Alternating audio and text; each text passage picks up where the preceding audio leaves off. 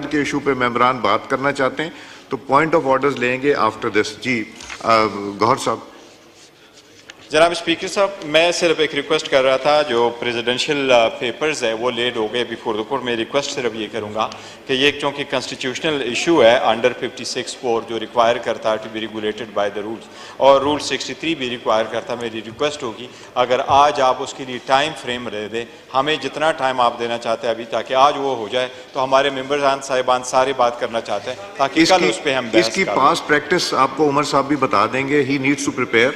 तो जब ये कहेंगे कि मैं बात करना चाहता हूं तो हम उस वक्त कर लेंगे। हम टाइम फ्रेम सिर्फ चाह रहे थे कि ये रूल्स 63 के मुताबिक हमारी तरफ से आज करना है कर लें, मगर मेरा ख्याल है कुछ इंपॉर्टेंट इशूज हैं, पॉइंट ऑफ ऑर्डर हम चाह रहे हैं कि कल बहस हो, लेकिन हमें पता हो हमें कितना टाइम आपने दे देना है। ये टाइम, ये रूल, ये the speaker may fix a time limit for the speeches in the view of the days allotted for the discussion।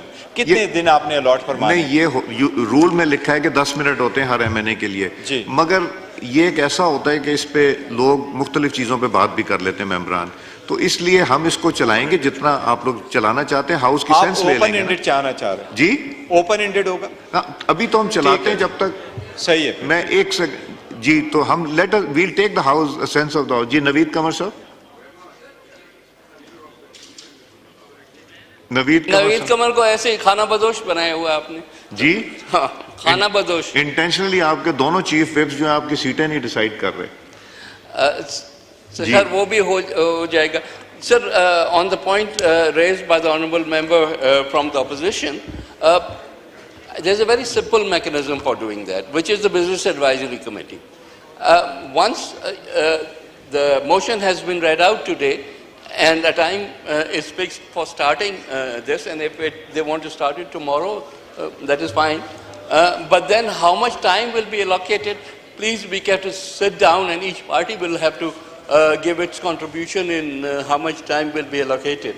But and my final suggestion is that if we can try and restrict the debate to one session only, that by the end of this session, which is I think 29th I am told, we should wind up this debate rather than to keep on endlessly going on this thing.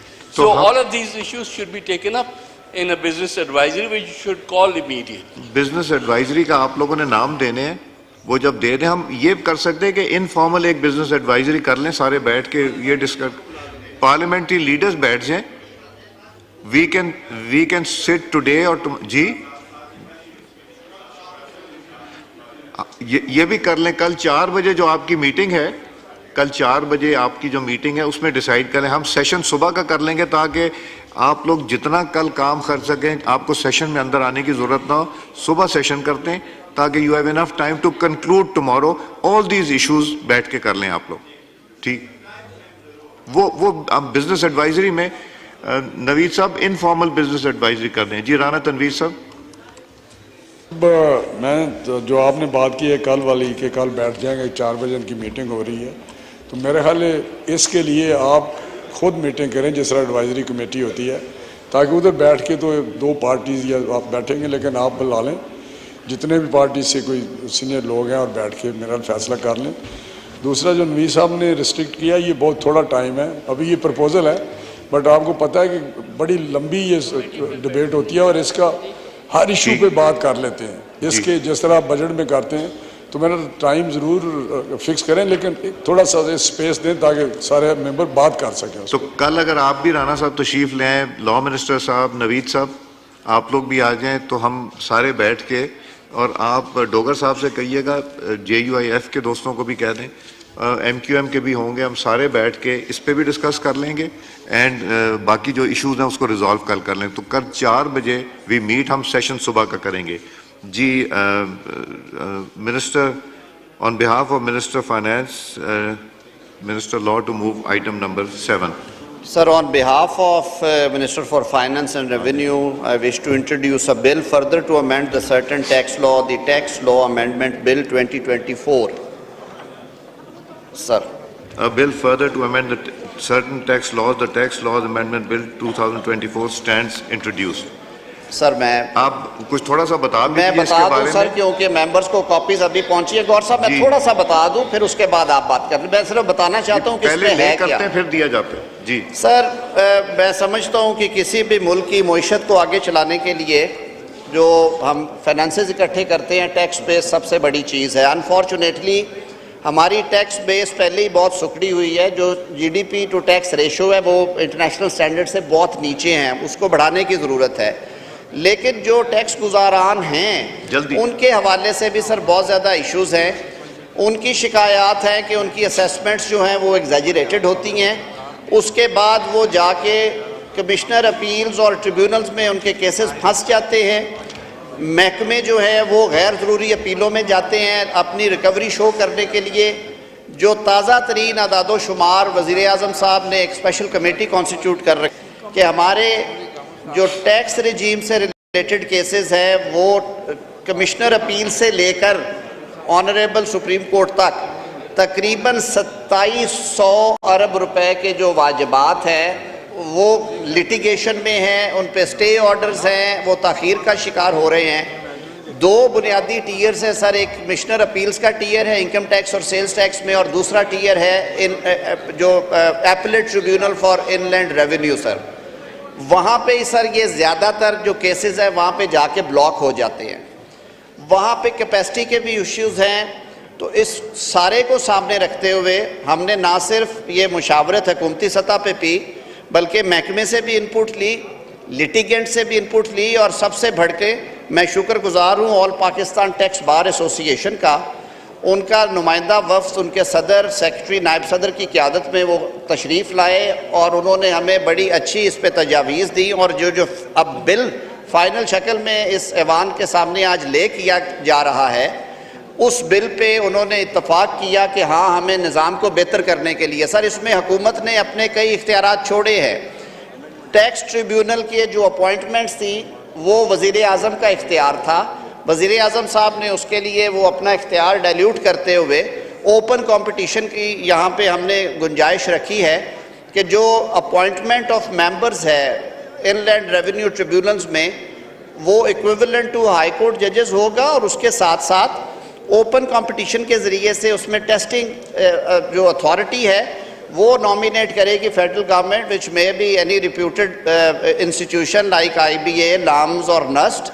वहाँ से sir screening हो के जो लोग merit पे ऊपर आएंगे, एक सुप्रीम कोर्ट के रिटायर्ड जज की सरबराही में एक कमेटी इंट्रोड्यूस करवाई गई है जिसमें टेक्नोक्रेट्स होंगे, रेलिवेंट फील्ड के लोग, वो इंटरव्यूज़ करेंगे और हुकूमत इन अपॉइंटमेंट्स में किसी किस्म का अमल दखल नहीं रखेगी। सर दूसरा सर हमने जो अपील के दौरानिए थे उनको शॉर्टन किया है, फोरम्स को रीएडजस्ट किया है। जो छोटी अमाउंट के केसेस हैं जिनमें 1 करोड़ तक की टैक्स लायबिलिटी है, वहाँ पे कमिश्नर अपील का हमने फोरम इंटैक्ट रखा है, लेकिन उसकी अपील अब डायरेक्टली हाई कोर्ट में जाएगी रेफरेंस की शक्ल में। उससे ऊपर के जो केसेस हैं और वो 1 करोड़ से लेके फिर वो अरबों तक जाते हैं, वो जो इनलैंड रेवेन्यू ट्रिब्यूनल्स हैं उनमें जाएंगे। जो हाई कोर्ट में उनकी अपील निकलती थी रेफरेंस की सूरत में, उसका दौरानिया हमने सर 90 दिन से कम करके 30 दिन कर दिया, लेकिन उसमें ऑटोमेटिकली रिकवरी स्टे हो जाएगी ताकि टैक्स पेयर को जिसके खिलाफ फैसला आया है उसको ये लाले ना पड़ जाए कि मुझे सुबह मेरे अकाउंट से पैसे निकाल के ले जाएंगे। तो बैलेंस आउट करने की कोशिश की है हमने कि टैक्स पेयर के राइट्स भी मिलिटेट ना हो और सिस्टम इफेक्टिवली आगे चले। आज सर सूरत हाल ये है कि जो इनलैंड ट्रिब्यूनल्स है वहाँ पे 72,000 केसेस पेंडिंग है सर, 72,000। वो 20 ट्रिब्यूनल्स काम कर रहे हैं। हमने सजेस्ट किया है कि इनकी तादाद बढ़ाई जाए। फेडरल गवर्नमेंट का ख्याल है कि उन्हें 35 तक ले जाया जाए, और क्योंकि जुरिस्डिक्शन तकसीम हो गई है, कुछ केसेस रीएडजस्ट होंगे। ट्रांजिशनल पीरियड के लिए कुछ तरामीम इसमें इंट्रोड्यूस करवाई गई हैं, और जैसे मैंने शुरू में अर्ज़ किया कि इस पर all Pakistan tax bar association हमारे साथ ऑन बोर्ड रही है। ये मामला क्योंकि अब रेफ़र किया जाएगा for recommendations to the senate standing committee. Meanwhile मेरे मोअज़्ज़ज़ अरकान इसे पढ़े। I am available, minister for revenue and finance is available, attorney general साहब ने इस पर हमारे साथ बड़ी मेहनत से काम किया है। ये एक नेशनल गुड के लिए, और इसमें कोई आई बिलीव के जितने अच्छे ब्रेन्स हैं दोनों साइड पे, लीगल साइड पे और रेवेन्यू साइड, फाइनेंस साइड पे, कोई फर्दर भी अगर कमी पेशी देखें तो we would be open for any kind of correction. बहुत शुक्रिया। मैंने ये आप लोगों को भी बिल की कॉपी भिजवा दी थी, तो एडवांस दे दी थी ताकि देख लें, और अगर हमें इनफॉर्मली बैठना पड़ा जब तक कमेटी नहीं, we can do that also आप लोगों के साथ। जी उमर अयूब साहब या गौर साहब। गौर साहब। जनाब स्पीकर, इंट्रोडक्शन के बाद ऑब्वियसली अगर वो कमेटी में जाएगा, वो एक रूटीन प्रोसीजर है, वो तो जाना चाहिए, पर मैं एक सजेशन ज़रूर करूँगा। ज़्यादातर जो उन्होंने इंट्रोड्यूस करवाई है अमेंडमेंट इन द लॉ, वो सब में है, इनकम टैक्स में, सेल्स टैक्स में, एक्साइज में, और सब में प्रोवाइडेड है। उसकी जो मेन थीम है वो ये पेक्यूनियरी जुरिसडिक्शन उठाने के लिए, ताकि फोरम डिटरमिनेट हो किस फोरम में ये केस जाना है, हाई कोर्ट में और रेफरेंस है या ट्राइब्यूनल में। होता ये है कि हम इन केसेस से हमेशा जान छुड़ाते हैं और एक इम्प्रेशन क्रिएट करते हैं कि ये केसेस यहाँ से चले गए, पेंडेंसी ख़त्म हो गई है। मेरी एक सजेशन ज़रूर होगी लॉ मिनिस्टर को, क्योंकि वो इस फील्ड में रहे भी है, प्रैक्टिसिंग लॉयर भी है, कि बजाय इसके कि हम इसमें लॉ में आसारों में अमेंडमेंट करें, इंक्लूडिंग द फैक्ट कि हमने इसमें रखा है कि लिमिटेशन एक्ट में भी हम तब्दीली कर रहे हैं, जो ऑलरेडी प्रोसीजर पेंडिंग है उस लॉ में सिर्फ इतना हो कि जो पेंडिंग मैटर मौजूद है, जिसमें मोर देन 4000 बिलियंस के केसेस पे स्टे मैटर है और चल रहे हैं, गवर्नमेंट का रेवेन्यू भी रिकवर हो, लेकिन लोगों को जो टैक्स पेयर है उनका रेवेन्यू हो। प्रोसीजर ये होना चाहिए कि जो पेंडिंग केसेस है वो सारे एक्सपेडिशस लें। खासकर जनाब स्पीकर साहब, अगर इस मौके पे आप इजाज़त देंगे, मैं आपको ये कर दूँ, एक बड़ा सीरियस इशू है। मैं अगर आपके नोट्स गुजार करा लूँ, प्राइम मिनिस्टर इमरान खान साहब के केसेस हमारे सामने, वो ट्रायल कोर्ट केस चलाता था, 14 घंटे उन्होंने केस चलाया और 10 मिनट की उन्होंने ब्रेक की, और 2 दिन में, हिस्ट्री में ये कभी नहीं हुआ, 2 दिन में वो ट्रायल कंक्लूड हो गए। और अभी हमारे जो उसकी अपील है वो अपील पेंडिंग है, और अपील में कहीं भी फैसले नहीं हो रहे, आज भी हमारे केस उसमें गए। तो अगर आपने यूनिफॉर्मली अप्लाई करना है तो बजाय इसके कि हम सारे लॉ में कर लें, मेरी सजेशन ये ज़रूर होगी कि काइंडली जो अपीलों के और इसके रिव्यू के प्रोसीजर है वो पेंडेंसी खत्म हो और इसके लिए ट्राइब्यूनल मैं इसमें लॉ मिनिस्टर साहब ये सजेस्ट करूंगा कि why don't you people sit together, एक मीटिंग इनफॉर्मली पहले कर लें, इससे जो अच्छी सजेशन है वो सबके लिए है। जी जी लॉ मिनिस्टर साहब कर रहा था, आज तो हमने ले किया है, this matter is being referred to senate for recommendations, और वोट ये यहीं पे होके आएगा। इस अरसे में हमारे पास जितने रोज़ होंगे, मैंने अर्ज़ किया है कि मैं अवेलेबल हूँ इस बिल के हवाले से जो जो चीज़ें करनी है। और जैसे चेयरमैन साहब ने कहा कि जी जो बाकी मामलात हैं उनको भी देखें, हमारे मैनिफेस्टो का भी ये हिस्सा था, और हमारे जो साथी इत्तेहादी जमातें हैं, पाकिस्तान पीपल्स पार्टी, मुत्तहिदा कौमी मूवमेंट, इस्तेहकाम पार्टी, मुस्लिम लीग कायद, इन सब ने बैठ के हमने ये तय किया, आपको भी उसमें दावत है कि जो हमारे क्रिमिनल और सिविल साइड के लॉज हैं उसमें मेजर रिफॉर्म्स की ज़रूरत है, ताकि हमारा जो असल काम है। और मुझे आज जनाब स्पीकर बड़ी खुशी महसूस हो रही है कि जो बिज़नेस है हाउस का, हम उसे संजीदगी के साथ चला रहे हैं सारे मिलके, और इसी स्पिरिट के साथ अगर चलेंगे, क्योंकि ये जहन में रखे मैं सारे ऐवान के लिए, हुकूमती भी और अपोजिशन बेंचेस भी, कि हम एक ख़ास मकसद के लिए यहाँ पे बैठे हैं और अवाम हमें देखते हैं, वो हमें जज करते हैं कि हम अपने हिस्से का काम कर रहे हैं और किस हद तक कर रहे हैं। सब मिलके करेंगे, इंशाल्लाह ये सारी चीज़ें ठीक होगी। जो जिस तरफ तवज्जो आपने मबजूल करवाई, उसकी लाखों मिसालें, हज़ारों मिसालें हैं। मैं किसी डिबेट में नहीं जाना चाहता, माजी में किस तरह से केसेस को टेकअप किया जाता रहा, आज किस तरह से हो रहा है, शिकायत कहाँ पर पैदा होती हैं। वज़ीर आज़म पाकिस्तान, मैं वकील था, वज़ीर आज़म पाकिस्तान मियाँ शहबाज शरीफ की वालदा का इंतकाल हो गया, मैयत लंदन से रवाना थी, वो कस्टडी में थे। आई वॉज एक्सपेक्टिंग कि मैंने जाके खड़े होना है तो ट्रायल जज कहेंगे कि जी ठीक है आज तो एडजर्न करते हैं, और उनकी पैरोल का अखबारों टीवी पे चल रहा था कि पंजाब हुकूमत सोच रही है। हम गए कोर्ट में, ट्रायल जज ने एहतसाब अदालत, उन्होंने कहा जी गवाह लाएँ। मैंने उन्हें इन्फॉर्म किया, मैंने कहा जी उनकी वालदा का इंतकाल हो गया और बॉडी पहुंच रही है 3-4 घंटे में। उन्होंने कहा अच्छा 4-5 घंटे हैं, उस अरसे में काम करते हैं, फिर चले जाइएगा। 4 घंटे उन्होंने केस चलाया सर, 4 घंटे। तो ये चीज़ें सारी बैठ के हल करने वाली हैं। ये चीज़ें जैसे हुई हैं ऐसे होती रहें, ये नहीं होना चाहिए। मैं खुद कहता हूँ, स्पीकिंग फॉर माई सेल्फ, लेकिन सर उसके लिए एक जामे हिकमत अमली की ज़रूरत है। फिर हमें मेरे ख्याल में रवैये भी तब्दील करने हैं सबको। और उसके लिए बैठे काम करें, लॉ रिफॉर्म्स इंट्रोड्यूस करवाएं। मेरी रिक्वेस्ट ये होगी सर। कि आप लोग अगर इनफॉर्मली मेरा दफ्तर फैसिलिटेट करने को तैयार है, इनफॉर्मली इन इश्यूज पे बैठना चाहते हैं जो सबके इंटरेस्ट में है, तो आई विल फैसिलिटेट। जब तक कमेटीज नहीं बनती तो आप होमवर्क तो सारा कर लें before it comes back. Speaker साहब, आपका दफ्तर मौजूद है, मेरा चेंबर मौजूद है, मैं सब जो मुआवजत गौर साहब। जो जनाब स्पीकर, मैं जिसके अर्ज कर रहा हूँ, मैं भी इस लॉस के मुताबिक they are much more concern with revenue stock up हुआ है तो they want like this one. और मैं कहता हूँ कि जनरल पब्लिक की जो ग्रीवियंसेस है उसको रिसार्ट होना चाहिए। इंडिविजुअल केसेस पे रेफर नहीं करे कि इनके साथ क्या हुआ, हमारे साथ क्या हुआ। इनके साथ जो भी हुआ, नहीं इनका ट्रायल जेल में चला है, नहीं 14 घंटे इनकी ट्रायल हुई है, नहीं जज ने इनको रोका है कि क्रॉस नहीं कर सकते, नहीं जज ने इनको एविडेंस प्रोड्यूस करने से रोका। हमारे साथ सारा कुछ हुआ है और हमने फिर भी लॉ के मुताबिक किया। लेकिन बेहतर यही फॉर द जनरल पब्लिक ये फोरम अगर आ जाए तो बजाय इसके सब लोगों का फायदा हो जाएगा। मैं एक उमर साहब, मैं एक अनाउंसमेंट जरूर कर दूं कि कल जो मीटिंग होनी थी वो अब मीटिंग है 11 बजे सुबह। उसमें डॉक्टर तारिक फजल साहब विप जो हैं एब्सेंट हैं, इजाज जकरानी साहब आप टेक ओवर कर लें उनकी पार्टी भी, और अपनी जमात को MQM है यहाँ पे, इनका भी कोई रिप्रेजेंटेटिव आ जाए, इस्तेकाम के आ जाएं, IPP के आ जाएं, खालिद साहब आप तशरीफ़ ले आएँ, शाहिदा साहब आप नूर आलम साहब को बता दीजिएगा, आप भी देख लीजिए ताकि ये 11 बजे करके प्लीज़ हम कंक्लूड करें ये कमेटीज़ वाला इशू, सीटिंग का इशू, चेयरमैनशिप्स का issue as soon as possible. जी उमर अयूब साहब, और प्लीज़ मुझे अभी तक नाम नहीं दिए आप लोगों ने पॉइंट ऑफ ऑर्डर्स पे कौन कौन मेंबरान दे दीजिए। जी उमर अयूब साहब। शुक्रिया जनाब स्पीकर। जनाब स्पीकर, कल का आपने अभी जो बात की है इस पे हमारे चेयरमैन गौर साहब, चीफ विप साहब और बाकी साथी आ जाएंगे, क्योंकि मुझे तो माशाल्लाह इन्होंने टेररिस्ट दहशतगर्द डिक्लेयर किए हुए, मेरे केसेस लगे हुए हैं टेररिस्ट के मुख्तलिफ कोर्ट्स में, एंटी टेररिस्ट कोर्ट्स में, उधर मुझे बेल्स के लिए जाना पड़ेगा। दूसरी अहम चीज़ जनाब स्पीकर, इस बिल के हवाले से मैं बात करूँगा कि इसको आप सर इनफॉर्मली ना लें स्पीकर साहब।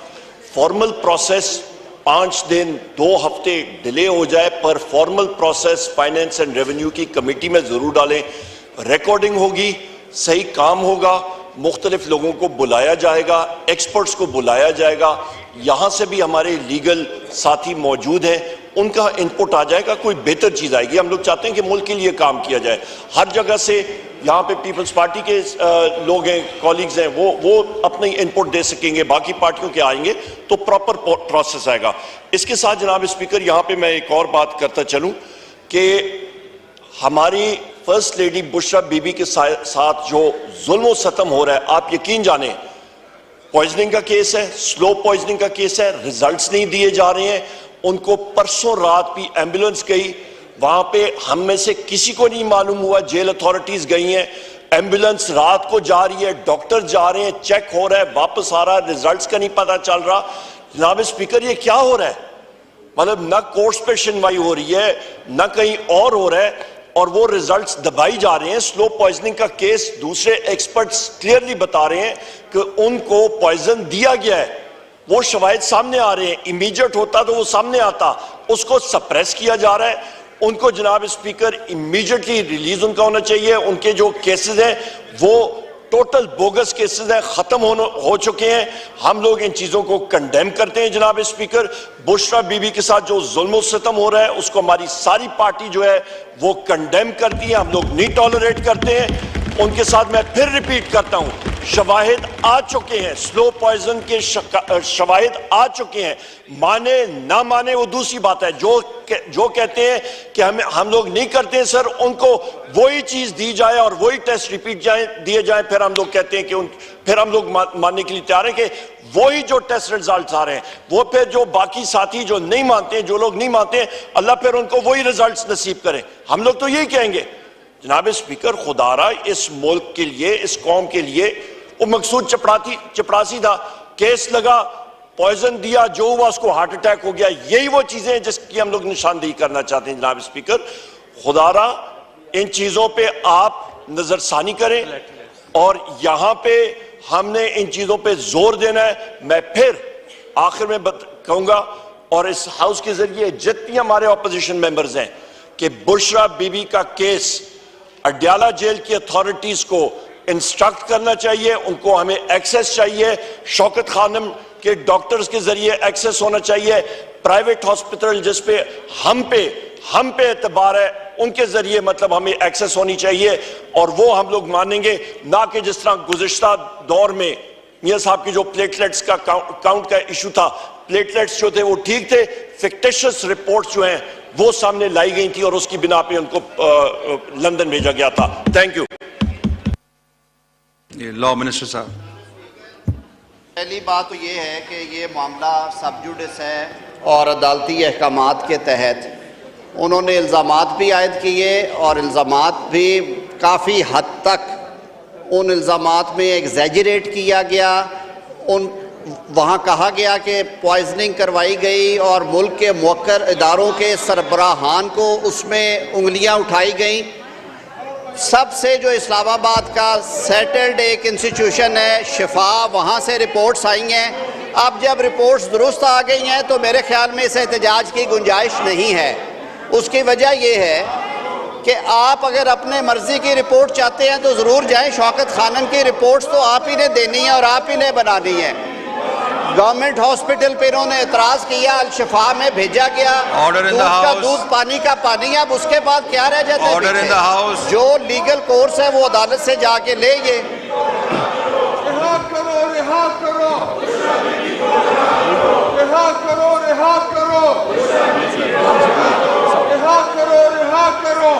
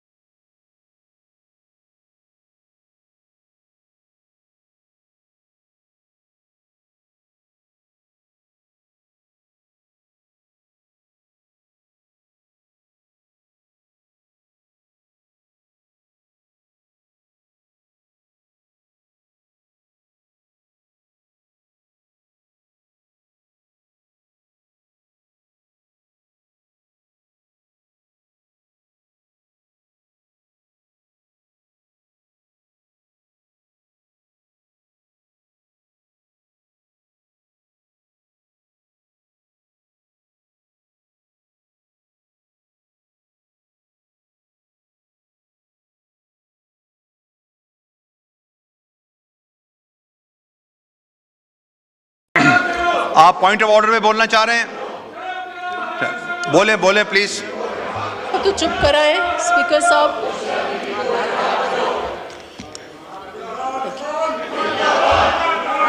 बोलूं?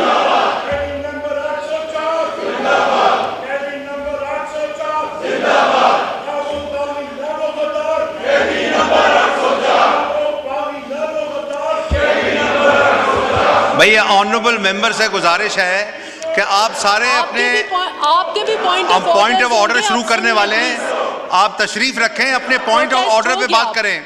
प्रोटेस्ट हो गया, रजिस्टर भी हो गया। Thank you.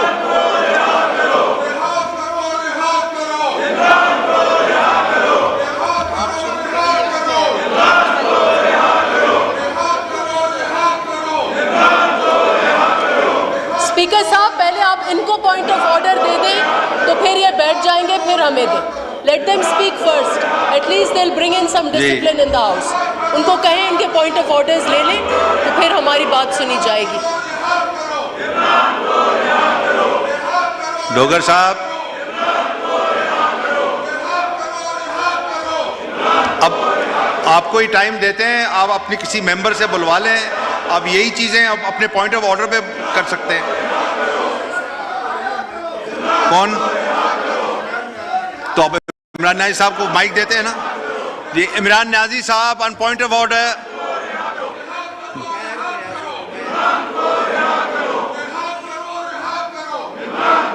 अगर ये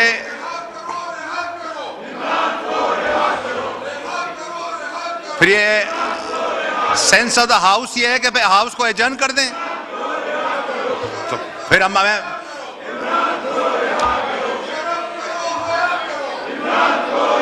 मुझे दे दें मुश्ताक साहब।